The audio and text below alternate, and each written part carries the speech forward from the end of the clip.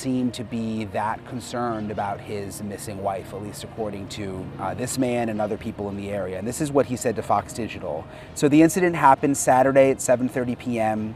He came ashore at 4 a.m. The search and rescue took him out for 3 or 4 hours and brought him back to his boat. He sat on his boat for almost 24 hours until search and rescue brought him his dinghy back. So they're saying he just sat on the boat for 24 hours while Lynette was still missing. At no point did he really look at the situation and give anybody any more details than he had at the beginning when he was supposedly in shock. Even if he accepts the fact his wife is gone, does he not want closure? Does he not want redemption? So this is what Blaine Stevenson, according to Fox Digital, a friend of Brian Hooker's. For 48 hours, federal agents watched the 46-foot luxury sailboat cut through the open Atlantic, moving steadily away from the turquoise waters of the Bahamas and heading straight for the United States coastline.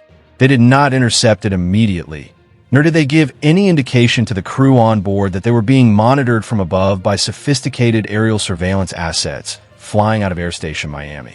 Instead, special agents with the United States Coast Guard Investigative Service waited patiently, tracking the vessel as it covered mile after mile of deep ocean, allowing the boat to reach a precise position approximately 40 nautical miles off the coast of Melbourne, Florida. It was there, out in the open sea, that federal authorities launched a complex, highly coordinated interdiction operation, swooping in with surface and aviation assets to seize the vessel under the authority of an active criminal investigation. This was not a standard maritime check or a routine safety inspection, but rather a targeted strike to capture the most critical piece of physical evidence in a case that has horrified the true crime community and left a family desperate for answers. The vessel, known as the Soulmate, was the floating home of Lynette Hooker and her husband Brian Hooker, and its dramatic high-sea seizure marks a massive escalation in the federal probe into the mysterious disappearance of the Michigan mother who vanished into the dark waters of the Caribbean more than a month ago. Plus two, when the federal agents boarded the Soulmate in the choppy waters off Florida, the operation took an unexpected turn that almost feels like a bizarre twist of fate, as the vessel suddenly and completely lost engine power right in the middle of the ocean interdiction. Left drifting and powerless in the Atlantic, the sea sailboat had to be immediately taken under tow by the Coast Guard cutter Winslow Greaser, which dragged the massive craft through the waves before transferring the towing operation to a specialized crew from Coast Guard Station Fort Pierce. As the boat was pulled through the Fort Pierce inlet and secured to the local military dock, local onlookers and independent investigators captured striking drone footage and photographs that revealed a chilling sight, as bright yellow crime scene tape was aggressively wrapped around the entire perimeter of the sleek white vessel. Your stepdad, I mean, what raises the alarm bells?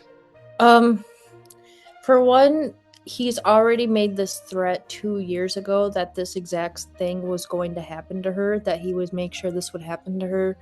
And he's threatened it, I'm pretty sure, multiple times, and has done actions to her that have hurt her. So the fact that this is happening now is kind of coincidental, I guess, or it's just funny because you said that you were going to do this and now it's happening. So why wouldn't I just believe your story? I would need more answers than just believing your story at this point. Yeah, and you were very quick to say you didn't believe the story. I mean, it right from the get-go, it seemed like. Yeah. Did your mom ever say anything to you about him?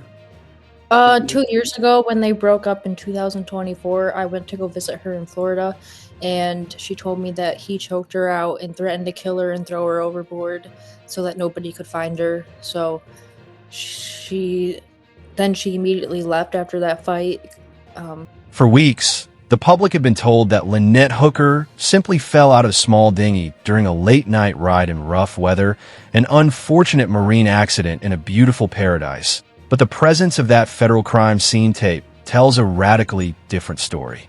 Federal forensic teams have spent days going on and off the vessel, carrying away boxes of potential evidence, documenting the interior with specialized photography, and sweeping every square inch for blood, digital data, and signs of violent struggle. Stay with me because this is where it gets complicated, and it is precisely where the narrative provided by Brian Hooker begins to crumble under the sheer weight of federal scrutiny and new witness statements. Up until this point, Brian Hooker had maintained absolute control over the timeline, telling authorities that his wife fell overboard around 7:30 on the evening of April 4th near Aunt Pat's Bay, taking the keys to the dinghy down into the dark water with her and leaving him completely helpless to restart the motor. According to his original statement, this forced him to spend the next 8.5 hours desperately paddling through the dark, fighting rough currents and high winds before finally making landfall at Marsh Harbor around 4 o'clock the following morning to sound the alarm. But as the Coast Guard seized the Soulmate, an entirely new and deeply disturbing piece of information emerged from a close friend of the couple, Blaine Stevenson, who broke his silence to reveal a shocking 24-hour gap in Brian's behavior that he believes points directly to something far more sinister than an accident. What did you learn while you were there? Was there anything that stood out to you while you were talking to people, or? Like, after this happened? Yeah, that's right. I'm sorry. Yeah, I meant afterwards. Yeah. Just that everyone basically had the same thing to say, that they don't really believe his story because they know the waters around there and it's pretty shallow. Like, some places they could just walk and be fine. And they were pretty close to shore where she could have swam a couple feet and stood up. So they're all basically saying about the same thing. Stevenson revealed to federal investigators and national news outlets that after local search and rescue teams took Brian out to look for Lynette for just 3 or 4 hours on that first morning, they brought him back to the Soulmate and returned his dinghy to him, expecting him to continue frantically searching for his missing wife. Instead of searching, instead of screaming her name into the wind or utilizing the dinghy to scour the shallow waters of the surrounding keys, Brian Hooker allegedly sat on the sailboat completely alone for nearly 24 hours, doing absolutely nothing to find the woman he claimed to love. Think about that for a moment, and ask yourself why a husband whose wife has just vanished into the ocean less than a day prior would choose to sit silently in the cabin of his boat for an entire day while the rest of the island community was out risking their lives in the water trying to save her. Stevenson openly challenged Brian's behavior, publicly asking if Brian did not want closure, if he did not want redemption, and revealing that he had sent a direct message to Brian demanding that he finally tell the truth to Lynette's grieving family who had trusted him with her life. This devastating revelation of a 24-hour period of complete inactivity completely contradicts the heartbroken Facebook message Brian posted just days after the disappearance, where he claimed that continuing to search for his beloved Lynette was his sole focus and that unpredictable seas had driven them tragically apart. This changes everything we thought we knew about the immediate aftermath of the incident, shifting the focus from a frantic, tragic rescue attempt to a cold, calculated waiting game played out on the deck of the Soulmate. The suspicion deepening around Brian Hooker is not just fueled by his strange behavior in the hours after the incident, but by the chilling words of Lynette's own daughter, Carly Aylesworth, who has come forward with horrifying allegations regarding what was really happening behind closed doors on that luxury sailboat. In an emotionally raw and devastating interview, Carly revealed that this current nightmare is not a sudden accident, but rather the terrifying fulfillment of explicit, literal threat that Brian Hooker had made to her mother exactly 2 years prior during a volatile breakup in 2014. Carly recounted how she had traveled to Florida to visit her mother during that separation, and Lynette had confessed to her in a moment of pure terror that Brian had physically choked her out during a massive fight before looking her in the eyes and threatening to kill her and throw her body overboard into the ocean so that nobody would ever be able to find her. The fact that Lynette has now vanished under those exact, precise circumstances is a coincidence that Carly completely refuses to accept, stating bluntly that Brian told the family exactly what he was going to do to her mother, and now it has actually happened. This is where things get serious, because Carly's testimony completely shatters the image of Brian Hooker as a grieving, innocent husband and exposes a long, documented history of domestic volatility and alleged physical abuse. As we absorb the gravity of these new federal developments, and the haunting statements from those who knew the couple best, I want to pause and ask you to weigh in on this rapidly changing situation in the comment section below. When you look at the federal seizure of the Soulmate, the sudden revelation of the 24-hour gap where no searching was done, and the terrifying history of threats to throw Lynette overboard, what do you believe truly happened on the night of April 4th? Do you believe the official story of a tragic dinghy accident can still hold water? Or do you believe federal authorities are currently sitting on forensic evidence inside that sailboat that means criminal charges are absolutely imminent? Please share your theories, your observations, and your thoughts below, because your voice and your attention help keep the memory of Lynette Hooker alive and ensure that this case cannot be swept under the rug by those who want it forgotten. If you believe that this story deserves national attention and that a grieving daughter deserves the absolute truth about what happened to her mother, please take a brief moment to like this video, share it with others in the true crime community, and subscribe to the channel so you can follow every step of this ongoing federal investigation as it unfolds. The story that Brian Hooker presented to the Royal Bahamian Police Force was initially enough to keep them from filing immediate charges, though they were suspicious enough to take the extraordinary step of holding him in a local jail cell for 5 full days of intense interrogation before ultimately releasing him due to a lack of immediate physical evidence.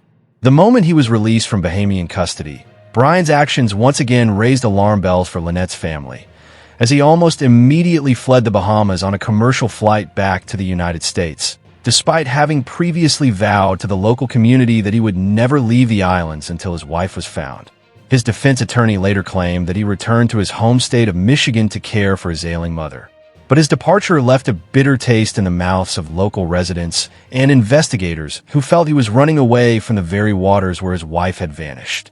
What Brian likely did not anticipate was that leaving the Bahamas would not protect him from the reach of justice, as his departure simply cleared the way for the United States federal government, specifically the Coast Guard Investigative Service and the Federal Bureau of Investigation, to take complete control of the case.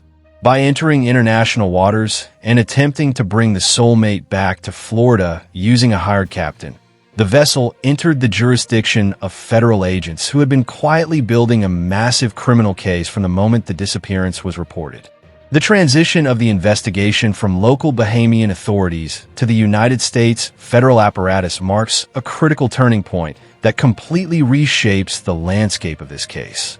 When Brian Hooker boarded that commercial flight back to Michigan, he may have believed the immediate danger of arrest had passed, but in reality, his departure triggered a massive, multi-agency response within the American government.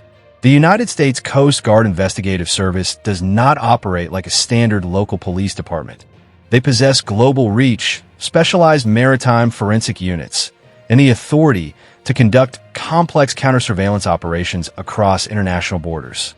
From the moment the Soulmate left its mooring in the Bahamas, under the control of a hired captain who was completely unrelated to the incident, federal agents were orchestrating a trap. They allowed the vessel to traverse international waters, quietly gathering intelligence and tracking its movements through high-altitude aviation assets, waiting for the exact moment the boat crossed into a zone where federal search warrants could be executed with maximum legal authority. The sheer scale of the interdiction operation, involving multiple surface vessels and aviation tracking from Sector Miami, indicates that federal prosecutors were not just looking to inspect the boat. They were executing a seizure based on a high probability of finding evidence related to a felony. To truly understand why the federal government's intervention is so devastating to the accidental drowning theory, one must look at the specific maritime geography of the area where Lynette Hooker supposedly vanished. Brian Hooker claimed that his wife fell from their small dinghy near Aunt Pat's Bay, an area situated close to Hope Town in the Abaco chain of the Bahamas, a region known for its highly treacherous but also distinctly shallow and clear waters. Local boaters, fishermen, and residents who have spent decades navigating those exact coordinates immediately expressed intense skepticism regarding Brian's timeline and his description of the water conditions that night. According to local navigation experts, many sections of the waters surrounding Aunt Pat's Bay and the path toward Marsh Harbor are incredibly shallow, so much so that during certain tides, a person could easily stand up or wade through the water to safety. The idea that a grown woman, who is described by her family as an incredibly fit, active individual who practiced yoga and ran regularly, could simply disappear without a trace in a shallow bay within swimming distance of the shore has never made sense to the people who know those waters best. When Carly traveled to the Bahamas after her mother's disappearance, she discovered that the local community was almost entirely united in their disbelief of the husband's story, with many offering testimonies that the weather on the evening of April 4th was far calmer than the unpredictable, violent seas Brian described in his public statements. Stay with me, because this is where the timeline completely fractures, and the contradictions between Brian's statements and the physical reality of maritime travel become impossible to ignore. Brian claimed that after Lynette fell overboard at 7:30 in the evening, he spent over 8 hours paddling the dinghy toward Marsh Harbor, arriving at 4 o'clock the next morning to report the incident. Ask yourself why that detail matters, and think about the physical effort required to paddle a dinghy for 8 consecutive hours in what he claimed were rough, wind-driven seas. If the weather was as violent and unpredictable as he stated, paddling a small, unpowered watercraft against the wind and current for miles would be an almost superhuman feat. Yet when he arrived at the harbor, witnesses did not describe a man who was physically exhausted to the point of collapse. Furthermore, the revelation from Blaine Stevenson that Brian then sat on the Soulmate for 24 hours after a brief, initial search completely undermines the psychological profile of a panicked, grieving spouse. In standard maritime disappearances, the surviving partner typically has to be physically restrained from entering the water, remaining on the scene for days, demanding that every available resource be deployed to find their missing loved one. Brian's choice to sit isolated in his cabin while the local community scoured the waves is a behavioral anomaly that federal investigators are undoubtedly analyzing with intense scrutiny. The contrast between what Brian Hooker was doing on a sailboat and what was happening on the social media landscape during those critical days reveals a deeply unsettling dynamic. While sitting on his boat in the Bahamas, Brian took to Facebook to publish a carefully worded statement, expressing heartbreak over a boat accident and claiming that finding his beloved Lynette was his sole focus. He painted a picture of a tragic, romantic exploration that ended in an unavoidable act of nature, attempting to control the public narrative before the family could even process the news. But this polished public persona stood in direct, jarring contrast to the reality being uncovered by Lynette's daughter, who was beginning to piece together the terrifying truth of her mother's final years.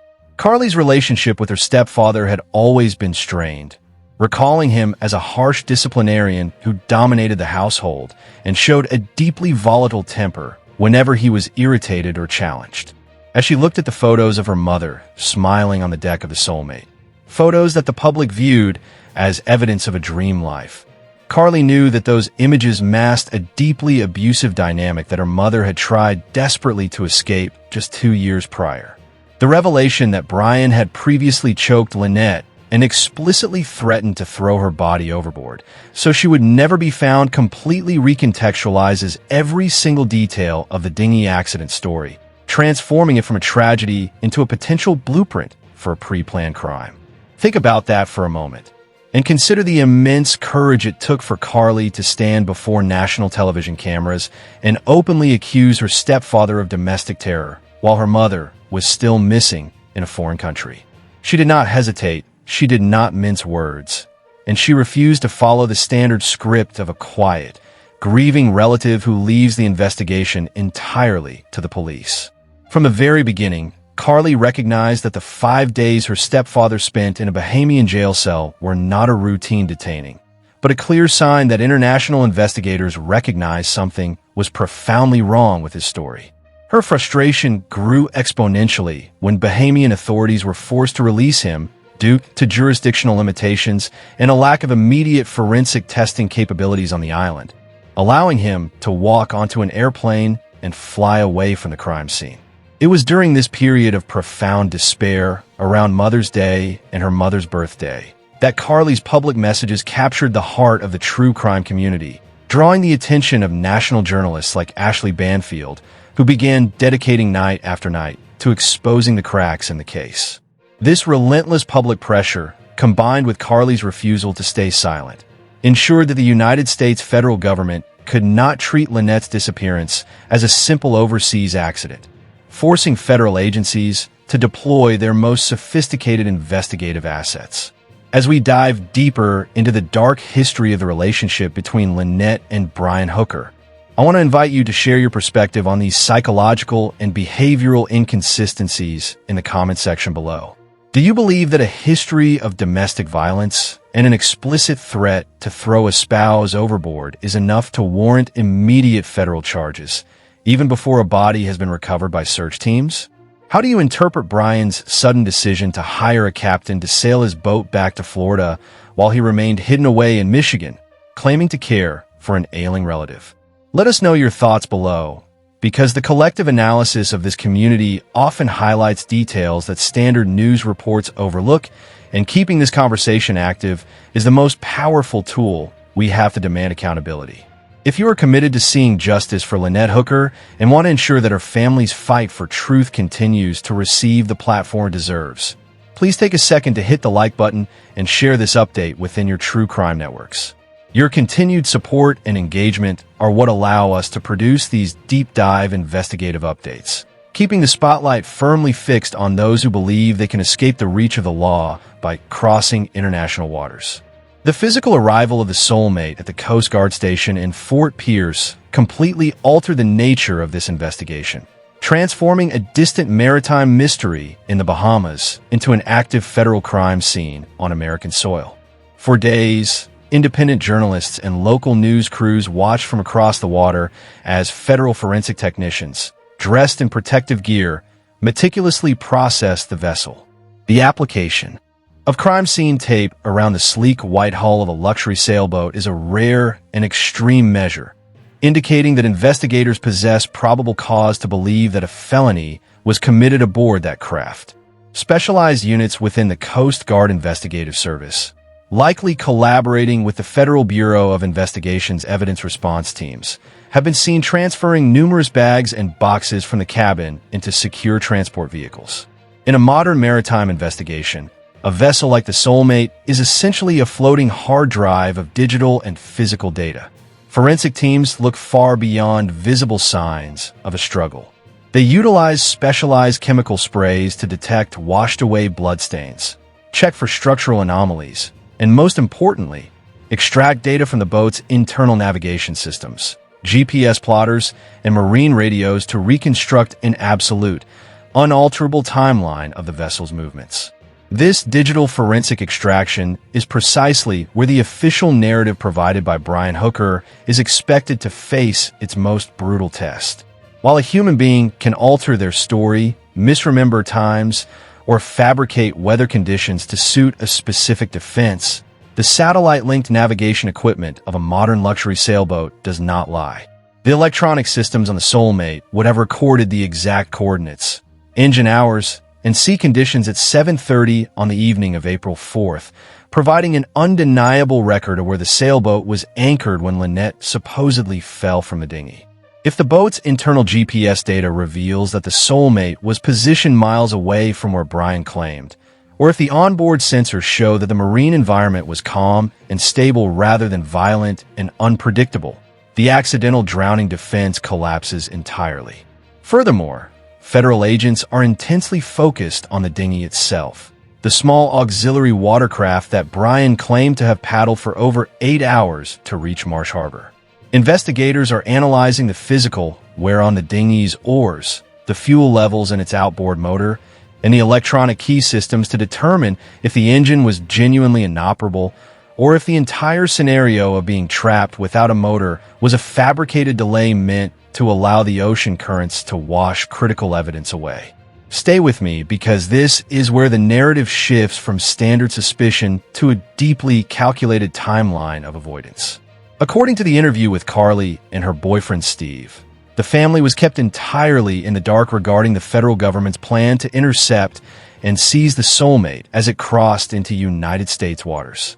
This level of operational secrecy is highly indicative of an ongoing grand jury investigation, where federal prosecutors keep their tactical movements completely confidential to prevent a target from destroying evidence or fleeing jurisdiction. Carly revealed that she only learned about the dramatic high-seas seizure of her mother's boat through national television broadcasts, illustrating the wall of silence that federal investigators have erected around the case as they build their absolute narrative.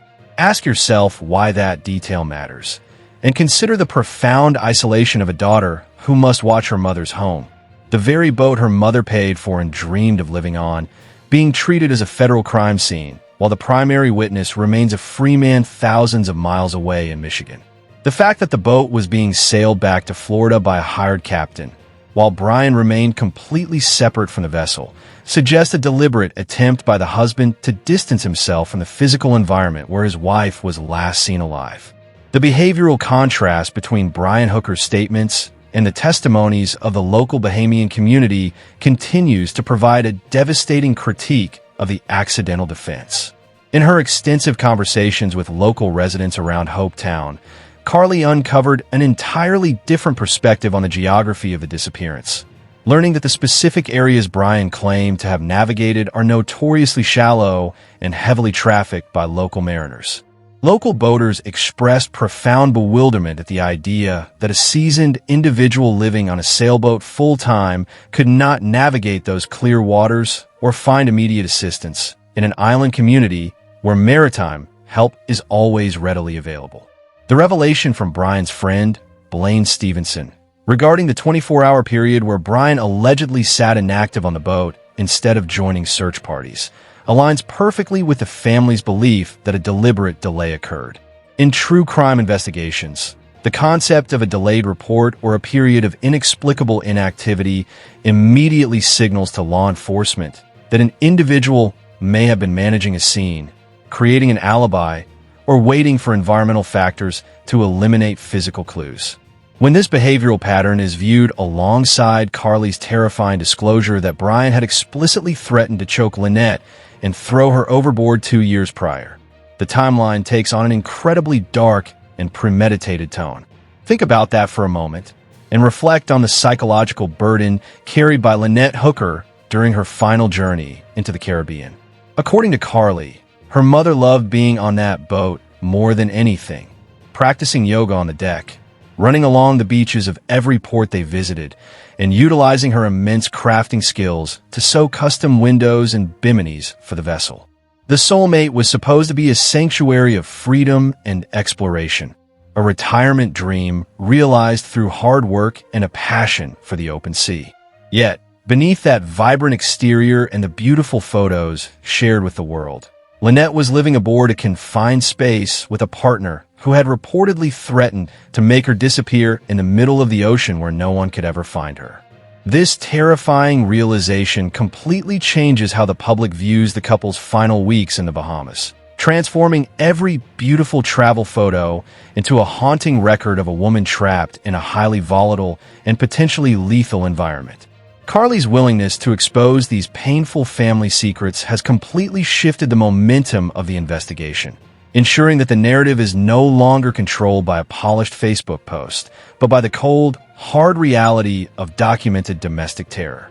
As we analyze these harrowing structural details and the ongoing forensic processing at Fort Pierce, I want to invite you to drop your theories in the comment section below.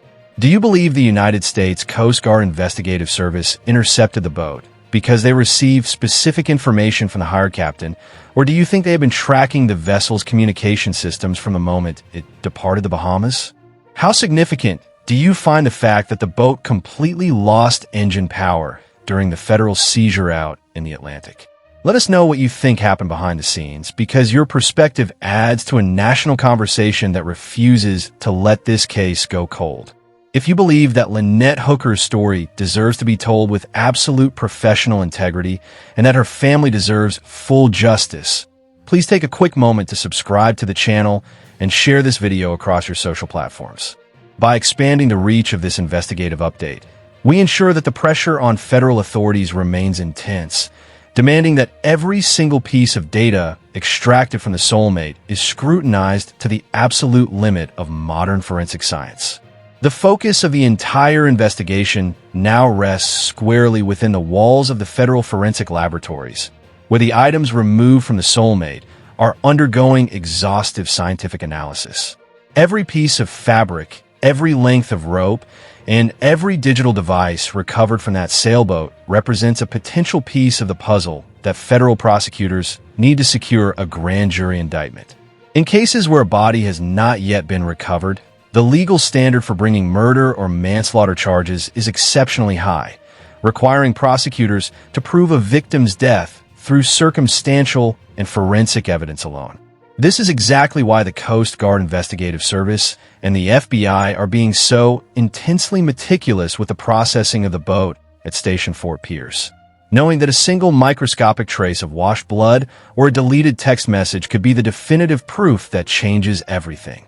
Investigators are reportedly focused on the physical structure of the dinghy as well, looking for impact marks, transferred DNA, or structural damage that would either validate Brian Hooker's story of rough seas or expose a physical altercation that occurred before Lynette vanished into the dark waters of Aunt Pat's Bay. As the federal government continues its silent, calculated assembly of evidence, the emotional toll on Lynette's daughter, Carly, and her boyfriend, Steve, has reached a critical breaking point, having to endure major milestones like her mother's birthday and Mother's Day without any closure or direct communication from investigators has left the family in a state of profound, exhausting limbo. Carly's anger is compounded by the fact that Brian Hooker remains a free man, residing comfortably back in Michigan, while federal agents treat her mother's beloved sailboat as a designated crime scene wrapped in yellow tape. The family has openly discussed the possibility of eventually presenting Brian with a legal ultimatum, offering to advocate for a reduced sentence in exchange for the absolute truth regarding where Lynette's body is located. This heartbreaking strategy demonstrates the sheer desperation of a family who simply wants to bring their mother home, value closure far above vengeance, and refuse to let her remain lost forever in the shallow keys of the Bahamas. Think about that for a moment, and ask yourself what it says about our current legal framework when a husband can be detained for 5 days by international police, face public accusations of domestic terror from his own stepdaughter, have his personal vessel seized by federal military assets, and yet still walk the streets without a single formal charge. This slow, deliberate pace is frustrating to the public, but it is the hallmark of a high-stakes federal investigation where authorities refuse to move until their case is completely airtight and invulnerable to defense attorneys. Every day that the Soulmate sits at the dock in Fort Pierce, the electronic and physical data inside, it is being converted into an unassailable timeline that will eventually force a confrontation in a court of law. The dark history exposed by Carly, the choking incident in 2014, and the explicit threat to make Lynette disappear at sea has provided federal investigators with the most critical element of any criminal case, a clear, documented motive that aligns perfectly with the physical reality of the disappearance. This brings us to the ultimate, unresolved question that hangs heavily over the entire true crime community as we await the next major development from the United States Coast Guard Investigative Service. When the forensic teams finally finish compiling their data, when the satellite tracking logs are fully decoded, and when the analysis of the crime scene tape around the Soulmate is completed, will the truth finally catch up to Brian Hooker? The official statement from the Coast Guard leaves no room for ambiguity. This is an active, ongoing criminal investigation, and they are actively seeking tips from anyone who observed the couple during their final days in the Bahamas. This case is far from over, and the momentum has completely shifted away from the narrative of an unfortunate maritime accident toward a dark, complex reckoning on the high seas. As we close this comprehensive investigative update, I want to ask for your final theories on how this federal probe will culminate in the coming weeks. Do you believe that federal charges are already drafted and waiting for the final forensic reports from the boat? Or do you think the lack of a recovered body will prolong this painful waiting game for Lynette's family? Please share your final thoughts, your insights, and your support for Carly in the comments section below, as your continued engagement keeps this vital investigation in the national spotlight. If you believe in standing with a grieving family and demanding absolute justice for Lynette Hooker, please take a final moment to share this video across your networks. Hit the like button and subscribe to the channel so you never miss a breaking update in this rapidly unfolding federal case.